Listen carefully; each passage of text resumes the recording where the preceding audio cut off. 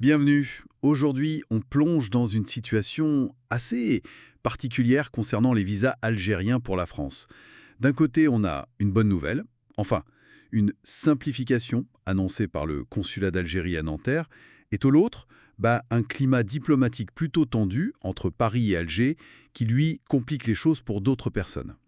Pour décortiquer tout ça, on va regarder les communiqués officiels, la presse des deux pays, et aussi un article intéressant du média spécialisé Visamundi. Oui, on dit bien Visamundi. L'idée, c'est de comprendre ce qui change vraiment pour les familles et de voir comment tout ça s'inscrit dans les relations franco-algériennes actuelles. Bon, allons-y. Alors, commençons par la nouvelle qui va sans doute soulager certains. Le consulat d'Algérie à Nanterre a annoncé tout récemment qu'il n'y aurait plus besoin de prendre rendez-vous pour les demandes de visas familiaux. Ah oui, ok, intéressant. Donc ça, c'est une simplification concrète. Mais qui est concerné exactement? C'est pour tout le monde à Nanterre? Alors non, attention, c'est très précis, ça vise uniquement les conjoints de ressortissants algériens et leurs enfants. Souvent, ces enfants sont français d'ailleurs. Et ça ne concerne que les personnes qui dépendent du consulat de Nanterre, donc les départements 92, 78 et 28. D'accord. C'est donc une réponse aux difficultés qu'avaient les gens pour avoir un rendez-vous, c'est ça? C'était devenu compliqué. C'est tout à fait ça. L'objectif affiché, c'est vraiment de fluidifier les démarches pour ces familles-là face à des délais de rendez-vous qui étaient devenus très longs. Ok, donc une mesure pragmatique, très locale. Mais est-ce que ça veut dire que pour un visa touriste ou affaires à long terme, c'est plus simple aussi? Ah non, justement, c'est le point important.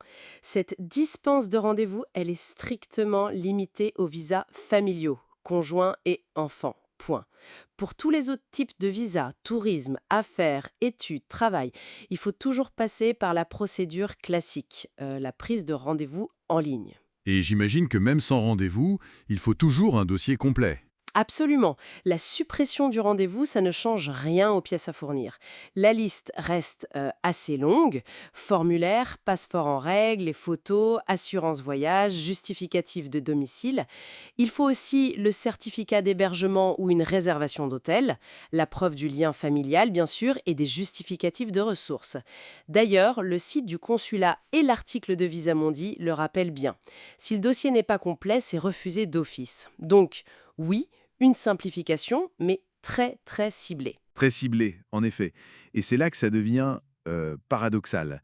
Parce que pendant que Nanterre simplifiait pour les familles, hmm, sur un autre plan, entre les gouvernements, ça se crispe sérieusement, non?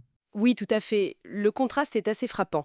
Depuis mi-mai 2025, la France a décidé de réimposer l'obligation de visa pour les Algériens qui ont des passeports diplomatiques ou de service, pour des courts séjours dans l'espace Schengen. S'ils n'ont pas ce visa, eh bien, c'est refoulement à la frontière. Ah oui, quand même. Et comment on justifie ça de part et d'autre? J'imagine que les versions divergent. À du personnel consulaire français.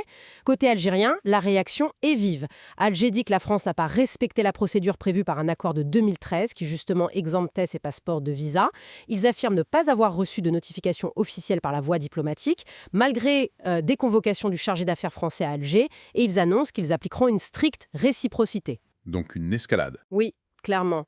Alger minimise aussi un peu l'importance de cet accord pour eux, mais tout ça, il faut le voir dans un contexte qui est tendu depuis au moins 9 mois. On a eu des expulsions de fonctionnaires de part et d'autre, et puis il y a eu toute la crise autour de l'affaire Boukors, cet activiste expulsé vers l'Algérie, ce qui avait déjà mis pas mal d'huile sur le feu. D'accord. Et si on regarde les chiffres globaux des visas Schengen, comment se place l'Algérie, notamment vis-à-vis de la France? C'est intéressant de regarder ça, oui. Les données, notamment de Schengen News, montrent que l'Algérie n'est pas dans le top 5 mondial des demandeurs, mais les Algériens sont le premier groupe de demandeurs de visa auprès des consulats français. On parle de plus de 352 000 demandes rien qu'en 2024. Énorme. Et la France délivre facilement ses visas. Eh bien, la France est la première destination Schengen pour les demandes, c'est vrai, mais c'est aussi un des pays où le taux de refus est le plus élevé.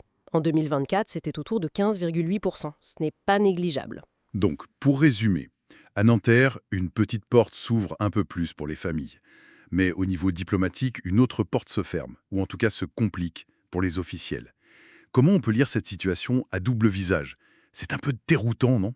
C'est toute la question, en fait. Est-ce que ces deux mouvements sont complètement séparés? Est-ce qu'on a d'un côté une gestion consulaire locale, très pragmatique, qui essaie de régler un problème concret pour les binationaux, les familles, et de l'autre, une logique purement diplomatique liée aux tensions politiques entre les deux États? Ou alors est-ce que cette différence de traitement selon le type de visa, ça montre justement une caractéristique des relations franco-algériennes, cette capacité peut-être à gérer les choses sur différents plans en même temps, une sorte de compartimentation où les liens humains, familiaux, peuvent continuer à exister, à être facilités localement, même quand au sommet les relations sont, disons, très fraîches? Ce qui montrerait une relation complexe, avec plusieurs niveaux, qui ne vont pas toujours dans le même sens. Exactement. C'est peut-être ça la clé de lecture, une illustration de la complexité et des multiples facettes de cette relation si particulière.